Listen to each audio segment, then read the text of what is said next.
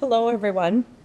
Thanks for being here and welcome to this year's annual housing market update from Minnesota, Minneapolis, and the St. Paul Associations. I'm Patti Fitzpatrick, and I serve as the Minnesota Realtors President for 2025. Minnesota Realtors is the largest professional association in Minnesota with nearly 22,000 members active in all facets of the real estate industry. And I'm thrilled to be joined by our local board presidents from Minneapolis and St. Paul.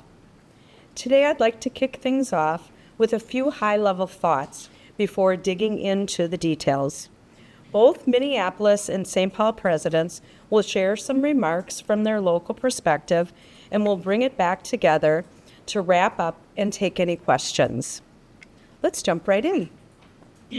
Nowadays, we think a lot about what we call the 3 A's of housing: availability, accessibility, and affordability. While that's a nice way to think about the housing market, we unfortunately are falling short on all 3.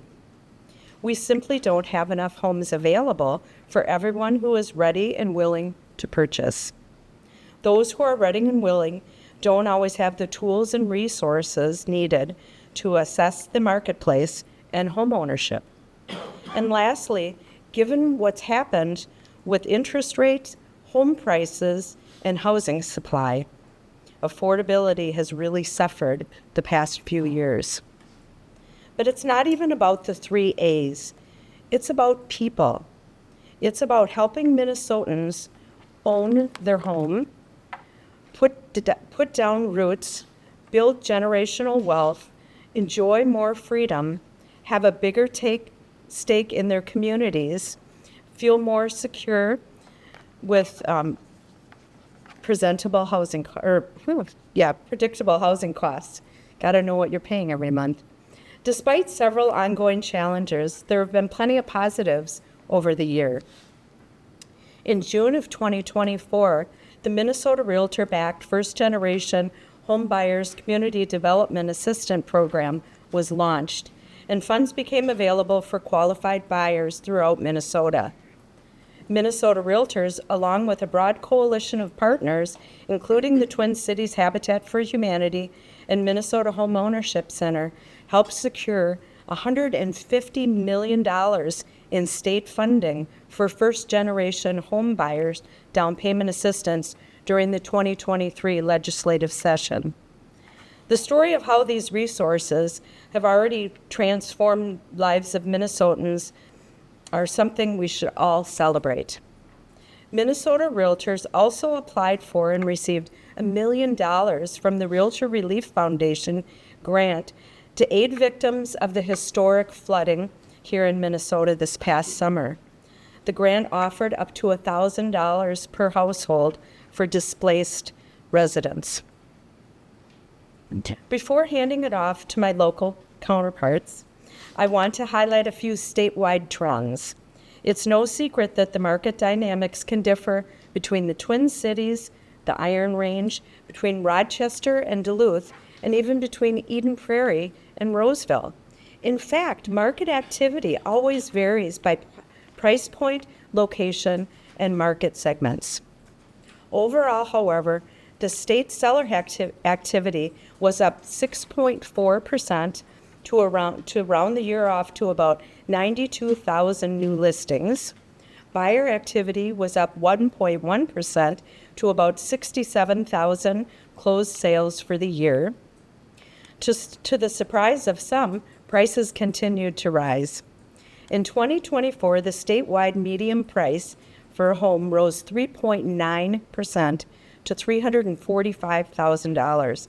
This is the 13th consecutive year of increases. But homes did take a little bit longer to sell. The typical home spent 42 days on the market, which was up 9.8% from last year.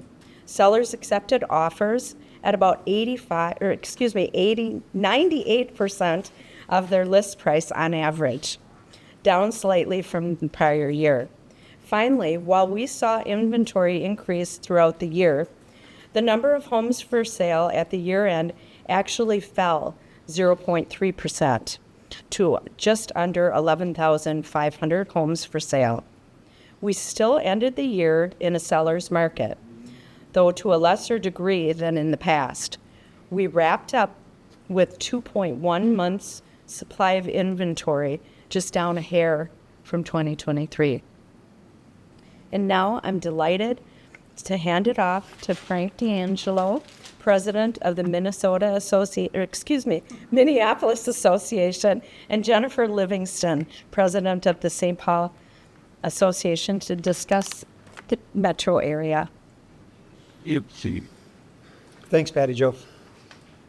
So I'm very excited to dig a little deeper into the numbers, in other words, the stats. But before we dive in a little deeper, let's cover the three overarching areas of the market dynamics here in the Twin Cities. Today's buyers are facing three main factors: rising prices, higher interest rates, and low inventory. Overall, across the Twin Cities metro, new listings rose 8.2%, while the pending sales were up 2.1%, meaning seller activity increased more than the buyer activity compared to 2023. That partly reflects the large equity gains by existing homeowners who are ready to upsize or downsize. Those sellers can leverage their equity that they've built up as down payments on their next home. Most first-time homebuyers, however, don't have that luxury. Being a first-time homebuyer over the last few years has been quite challenging. In the metro, the median prices rose 3.3% to $380,000. Again, that's great for existing homeowners, but it has been a barrier for aspiring new homeowners. Market times also rose 12.5% to 45 days as homes spent longer on the market. That means sellers had to be more patient before receiving an offer. But at 98.7% at list price, those offers tend to be relatively strong, though less so than in 2023. In short, rising home prices, rising mortgage rates, and low inventory played a major role throughout 2024. In fact, between 2021 and 2023, the mortgage rates rose from 2.7% all the way up to 8%. And yet the region still saw record sales prices, even at the pace of the gains has slowed somewhat. Now, we saw surprisingly strong offers in relatively quick market times in 2024. While market times and the ratio of list price to sales price have come down recently, they're still at or above pre-COVID levels, and in some ways the 2023 and 2024 reflected a return of a more normal market. Now let me hand it off to Jennifer. Thanks, Frank, and thank you all for being here. There's so much to share with you, but I really want to touch on something briefly that over the last 5 years, a typical Twin Cities homeowner has gained $93,000 in equity or housing wealth. That's over $18,000 per year, or about 25% of the per capita income in Minnesota. Aside from sales and prices, there are at least two other notable trends in 2024. Those were, among others, of course, inventory and interest rates. Another bright spot mixed in with the challenges we've seen has been rising inventory levels. Lower interest rates will help with the affordability, but so will more housing supply. Just like with any other market, a shortage almost always drives up price. And our long-run inventory shortage has played a major role in pushing prices up for the last 13 straight years. And speaking of inventory, we ended 2024 with a 3.4% decrease in inventory.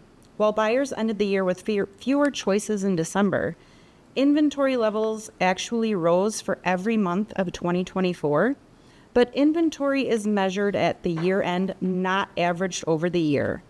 Inventory levels in May of 2024 were actually more than 20% higher than prior May. And yet they're still about 20% below 2019 levels. With 1.8 months of supply, we'd need more than double the numbers of homes in order to have a healthy, balanced market.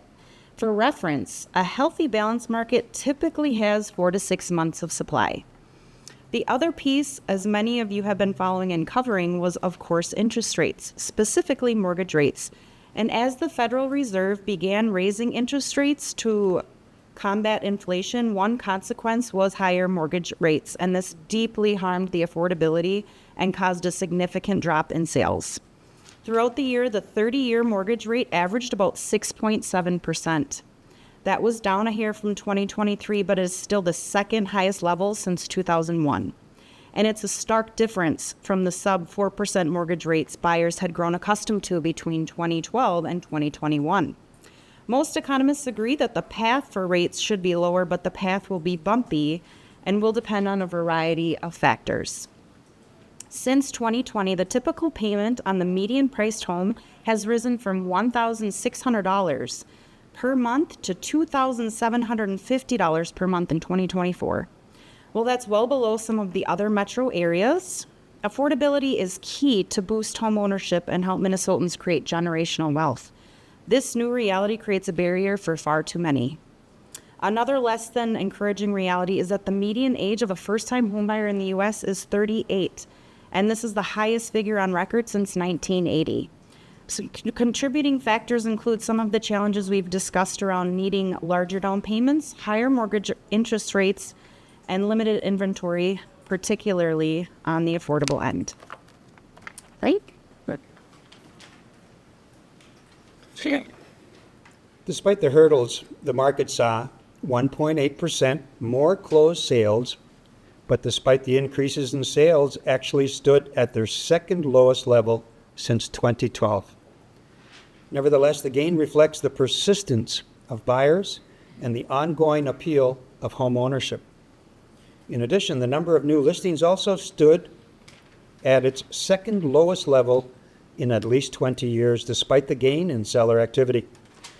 The fact that new listings rose more than sales could suggest that the sellers are ready to give up their lower interest rates and make a move. But the housing market is not monolithic. For example, the more affordable segments versus the luxury segments, they behave completely differently. Sales under $300,000, they fell by 8.5%, while sales over $1 million rose 12.3%. This is because higher-end buyers are much less sensitive, rate sensitive, than the first-time home buyers or buyers shopping under the $300,000 range. And in terms of property type, single family was the winner, where sales rose 3.7%. Sales of condos and townhomes fell 7.1% and 2.4% respectively. Condos also spent 74 days on market compared to only 42 days for single-family homes. And roughly 74% of our sales are single-family. Single-family homes rose more than any other property type. And most buyers still opt for a mortgage, but roughly 17% of home buyers are using cash. That figure is double for homes over $1 million. Cash sales are at their highest level since 2013. This is a direct result of today's interest rate environment, although some buyers would have been better off seeking a 7% loan and earning over 20% in the market per year over year the last 2 years. Let that resonate while Jennifer comes back. Many buyers who took advantage of record low in recent years are reluctant to make a move. They had low rates, and instead of choosing to wait until the rates are more favorable or move becomes a necessity, some call this the lock-in effect. This has a ripple effect as fewer people are moving and generally means less available inventory, and that drives up home prices. The National Federal Housing Finance data shows that about 70% of outstanding mortgage rates are financed below 4% interest rates. And I'll say that again. So more than 2 out of 3 mortgages have rates below 4%. Since today's rates are around 7%, that's kept people in their homes for longer. But a lot happens in a couple years, including births, deaths, marriages, divorce, aging parents moving in, moving up, and downsizing. So more often than not, changes do make a move necessary.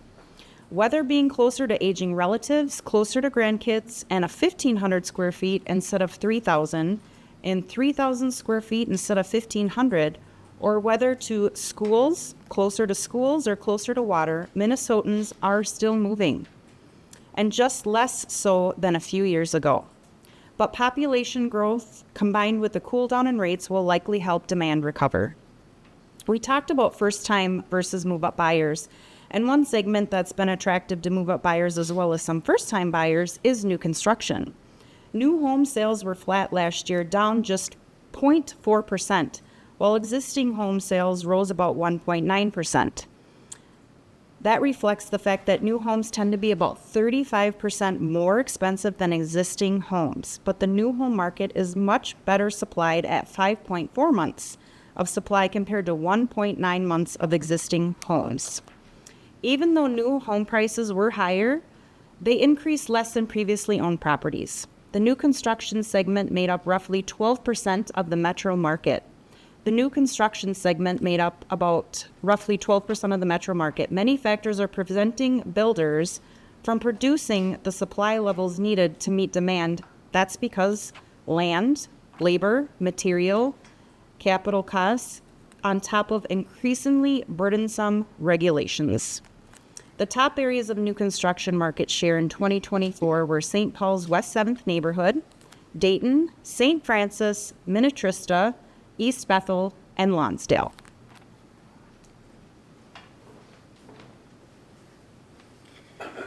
While we typically do not celebrate cooler or slower markets, there are certainly some positives with this. In some ways, a cool down is good news for motivated buyers. As the market is easier to navigate, less frantic than the COVID frenzy times of 2020 and 2021. They have less competition and more choices, more modest price growth, multiple offers are also less common, and buyers can breathe more freely while finding their home. This slowdown has brought a decrease in buyers waiving inspections, and also fewer escalation clauses exist. We think this is a good thing as buyers are better protected. Some buyers are willing to broaden their search areas to get as close to their budget as possible, and lenders and home builders have some creative solutions for them. Living farther out was an easier decision when so many worked remotely, but that's beginning to change as some organizations call their employees back to the office, and buyer behavior will likely adjust as well. Attitudes around townhomes and condos may also shift as well. The top areas of townhouse, condo, and market share were in downtown Minneapolis and downtown St. Paul, obviously, the university area of Minneapolis, Little Canada, and Wayzata.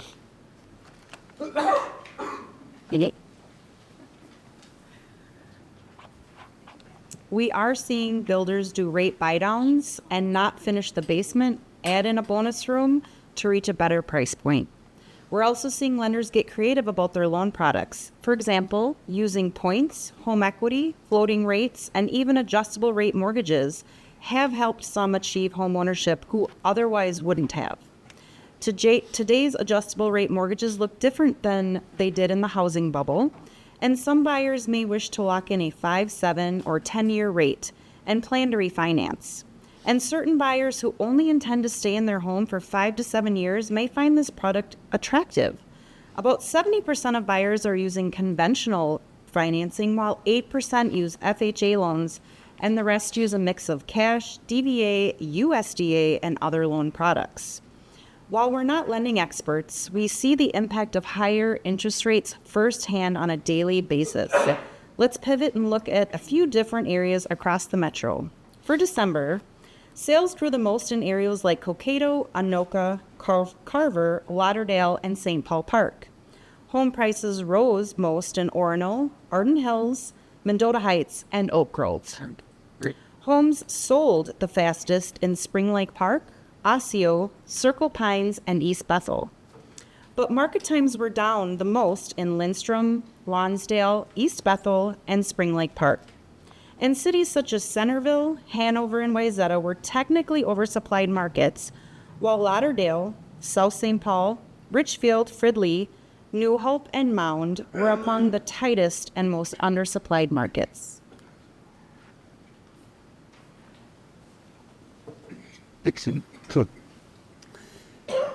Before we hand it off back to Patti Jo to share a few final comments about Greater Minnesota, Jennifer and I wanted to share a bit about the legislative efforts and community projects that St. Paul and Minneapolis associations have been involved in throughout our communities. As we discussed affordability, availability, and accessibility today, I'm proud to share that over the last year, Minneapolis area Realtors championed the following areas in a couple of ways. Supporting ongoing work to increase housing supply, which included an effort to keep the Minneapolis 2040 plan in motion and expand housing opportunities in our Minneapolis neighborhoods. Advocating for policy decisions that ensure homes coming on the market continue to be available to the widest pool of buyers. This included advocating against an ordinance that would have burdened both buyers and sellers by limiting the opportunity to purchase. And Minneapolis area Realtors also successfully opposed an additional tax for home sellers in Edina, which would have created more financial burden and further discouraged buyers and sellers in an already pinched market. Standing alongside with Minnesota and the St. Paul Realtors associations to uplift the millions of dollars in down payment assistance now available for consumers in Minnesota, which will reduce some of the biggest burden for first-time buyers, their upfront costs. We favor the creation of homeownership and opportunity and support a wide variety of housing options, and will stand up for private property rights to ensure the most opportunity is available to the most people. Minneapolis area Realtors hold a strong commitment to supporting buyers and sellers, not only from a transactions point of view, but from a policy level as well. Jennifer? Like our association partners, the St. Paul Area Association of Realtors works to advance homeownership by working with various organizations, cities, and counties to identify and promote programs and resources that benefit present and future homebuyers of all kinds. We work to ensure our Realtor members are aware of the opportunities so that they can share them with their clients. 5 years ago, SPAAR created its Key Community Program with the intent to strengthen communities and build strong ties between them and our Realtor members.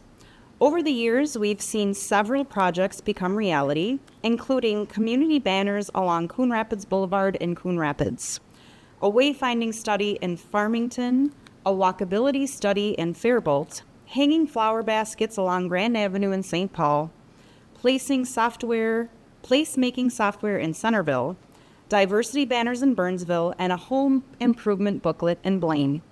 Building better communities is the main focus area at SPAAR, with our advocacy team working closely with local governments and other community stakeholders to improve housing and expand home ownership opportunities in the communities that we serve. By leveraging the National Association of Realtors grants through our Key Communities program, SPAAR contributes to these communities in many ways. When communities improve, they become more attractive places to live, and that makes it easier for realtors to sell in those communities. SPAAR's Key Community program is a win-win for all that's involved. In 2025, SPAAR's Key Community programs plans to work with the cities of Bayport, Columbia Heights, and Northfield. And we'll bring Patti Jo back up.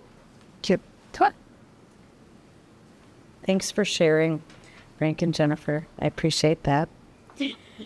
It's great to hear about some of the ongoing projects throughout our communities. As we all know, these community efforts go a long way in helping realtors best support their clients and help make our communities excellent places to live, work, and play. Let's take a final look at some of the communities in greater Minnesota and what's happening in their local markets. Sales grew the most in Waseca, Chippewa, Cook, and Noble counties, while Roseau, Penticton, Swift, and Kennebec counties saw some of the largest declines. Carver, Scott, Washington counties are the priciest, while Polk, Redwood, and Lac-Qui-Parle counties were the most affordable. Homes sold quickly in Stevens, Morris, Wabasha, Winona counties, and the slowest in Rock, Jackson, and Beltrami counties. Now I'll wrap up with a few thoughts and a brief look forward. Sellers looking to make a move should make sure their home is priced appropriately to appeal to the proper buyers. The buyers should be pre-approved and prepare to present their best offer. Working with a trusted realtor helps to ensure the process goes smoothly and helps expedite the process from start to finish. While it's difficult to predict any market, here are a few best guesses we have and what we know now. The 2025 outlook hinges largely on interest rates in the interest rate environment, which depends on inflation, the economy, the Fed, and the bond market. Assuming rates remain around 6.5% for most of the year, we would expect sales to rise 8 to 10% as the pent-up demand is released, and we'd expect prices to rise between 4 and 6%. Inventory growth will depend on how many units builders are able to produce, inbound and outbound migration, snowbirds and baby boomers deciding to sell, and other factors. We expect inventory to be flat or up slightly. If rates fall below 6%, first-time home buyers will purchase a home without having a home to sell to further squeeze the inventory.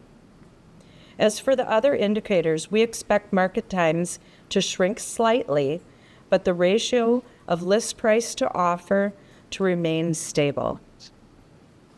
There are challenges around the taxes, regulations, and insurance.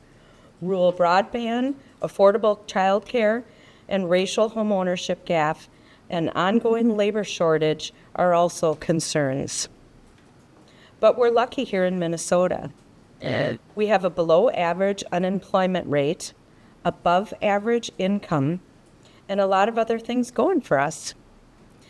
We have one of the highest homeownership rates in the nation, but too many Minnesotans are feeling locked out of the homeownership.